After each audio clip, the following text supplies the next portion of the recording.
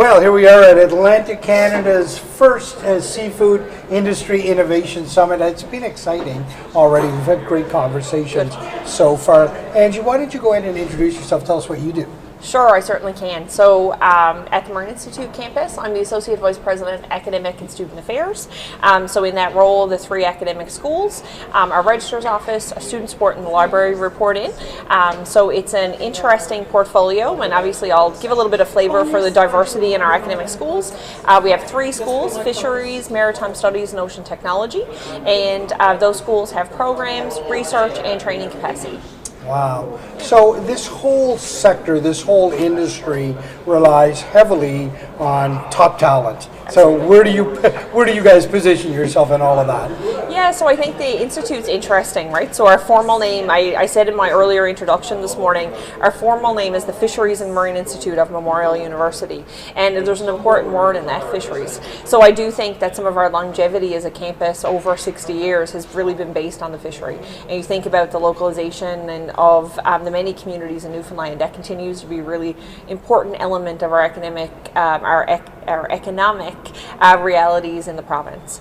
So when we think of that from a talent perspective, Marine really has a great opportunity to think about training from really technical capacity, so fishing masters and seafood development from an actual operational perspective, so the individuals who work to operationalize and maintain vessels as an example, to the PhD students who are doing really great work as it relates to byproduct innovation and even more generally fishery science. So I think we're really committed as a campus to ensure that that continuum of talent gets into the various aspects of the industry as a whole.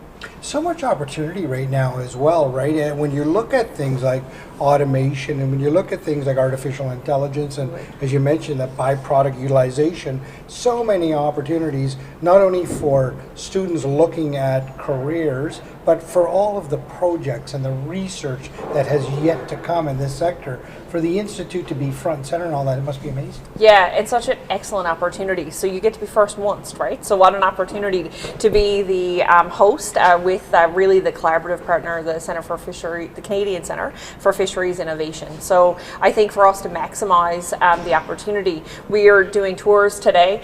So the big tour groups that just left us are really seeing those experiential demonstrations in our really exceptional facilities. So what an opportunity as well for us to open our doors to industry reps and let them see what we offer. Lots of our work as it relates to projects and what I would consider that real fundamental research is really based around answering questions that industry have. So today I'm hoping, and I provided a bit of a challenge this morning in my opening, for people to see opportunity in asking us those questions. So realistically, if it's developing new training programs as a certain project, or whether it's addressing a certain question or problem or issue that industry are having, really I think in a collaborative way, identifying the human talent, the I'm sure capital, and then facilities to be able to address those questions. I think we can do that on campus, and what an opportunity for industry to see that capacity. Yeah, it really is, right? Sometimes industry and academia and government can be siloed up in many respects. Absolutely. But when you have these opportunities to show each other what you're capable of doing, only good things can come out of that. Oh, absolutely, and I think that most of our history is really around that, I'd say, self-start or entrepreneurial spirit, right? And there's lots of individuals that work here on our campus that have such a finessed way of really working with industry in that complementary way. And then I think working with industry as partners. So when you think about partnership, right? So no one knows the right answer, you're coming to find the right answer. Right. And I think that's how some of those silos are broken down. The Canadian Centre for Fisheries Innovation, led by Keith, has really been a conduit as well. So I think that as we think about what the problem is, what are the partners that we need, and how do we really aggressively work to address some problems. We do have a little bit of a secret sauce on campus. Yeah. We've had it, and I think that continues, and today is a really great example of that. Of course, as industry bring those challenges to you and you take them on as an academic institution, that also the byproduct, because that's a theme around here, but the byproduct of that is, of course, the students here on campus get a true experience. It's experiential learning at its best. Absolutely. Real problems are coming in Yeah. from industry that they're getting to solve. It doesn't get much better than that. Yeah, and you think about richness and experience, right? So not only many of our faculty, and I shared this with you earlier, but many of our faculty have been where our students are trying to go. Not only from a professional background, but many of them from the same academic background. And I think you're quite right in terms of being able to really give students and provide students richness in their experience and their time on campus. It is an added value in terms of who we mobilize to share in that experience. I say to our recruitment and our retention staff in our student services unit, we have the opportunity every semester to re-recruit students. So there's lots of, we think we're so special. We are, and we are the best. But we have lots of competition in the post-secondary market, and I think independent if student is in a technical program or a PhD, they do have other opportunities. And as we work to re-recruit students to make it the best experience that they can, and for them to find value in their time here, I do think that network of experiences certainly contributes to that. What an incredible approach to kind of constantly be adding value to the students' experience, because at the end of the day, they come out the other end of this facility maybe a number of times throughout their journey in life. But knowing that you're adding such richness to it, and that there's people here that are focused on adding that richness, that not only benefits them personally, but benefits the entire industry holistically. Absolutely. What a great lens you have on. Well, I think too that industry are our partners not only in project work but also their workforce development.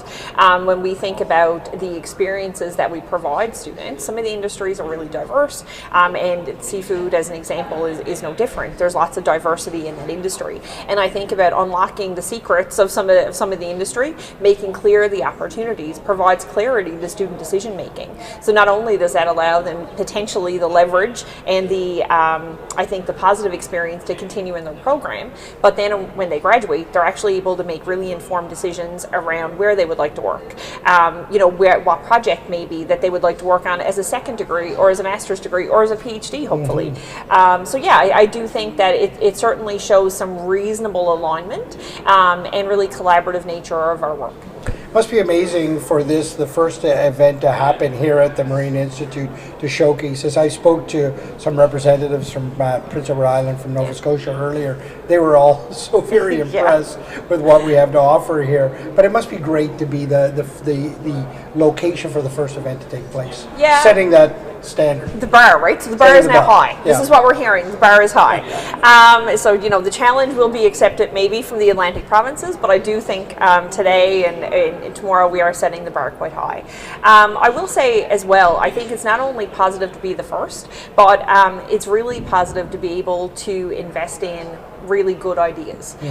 So as an administrator, I can take very little credit for this event, but Dr. Heather Burke, who I think has been the spark that lit this fire, we were really able to invest in her capacity to collaborate on a really cool idea that I think I heard justified this morning that really happened at a conference last year. Can we make this happen? Can the provinces come together? And I think they had the vision, they had the ability, they had the academic background to see the linkages with industry. And of course, I think from being on campus, Heather saw the power in her unit, the Center for Aquaculture and Seafood Development, and said, yeah, we can do this. We have the facilities, we have the people, we have the talent, and we have the connections. Wow. And I think, so it's excellent to be the first. We are super proud of it. But I think too, it shows the power of investing in the humans, as I say on campus, in the people that really generate those sparks. Yeah, that says a lot about the institution as well, that person has a vision and the administration gets behind it and says, okay, let's do this. A lot of heavy lifting goes into this. Absolutely. There's no doubt about it. But that vision's important. But then to come back and say, I think I want to do this, and the institution to get behind it, that's a very, that's something to be applauded. So well done to the institution largely for seeing that. I have to tell you that the event is turning out quite well. The bar is high. There's no doubt about it. Great to be in conversation with you once again. You guys are doing amazing things here. There's a secret sauce in Newfoundland and Labrador, and there's little doubt that the Marine Institute is part of that recipe. Yeah, so we're really proud. Thank you so much for taking the time.